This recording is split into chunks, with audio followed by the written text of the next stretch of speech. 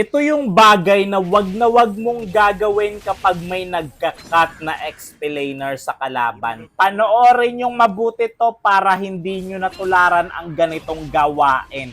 Yung Alice dito, nagka-cut siya makulit siya At roamer ako dito, pero yung Hanabi, panoorin nyo. Yung Hanabi, pupunta na dapat sa top para dun sa lane niya. Kasi sa gold lane siya pero tignan nyo, papunta dito yung Hanabi sa XP lane.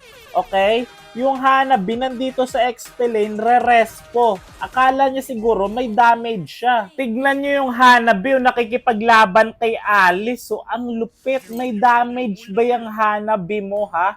Early game pa lang, magagap ka doon sa kalaban mong Leslie kasi nandito ka, Hanabi, wala ka namang gagawin dito. So, ang nangyari, butas na yung gold lane doon, lamang na yung Leslie sa kanya at luging-lugi na siya. Kayang-kaya naman namin to Pero yung Hanabi, anong ginagawa mo dito, pre? Kailan ba ako magkakaroon ng Hanabi na kakampi na matino?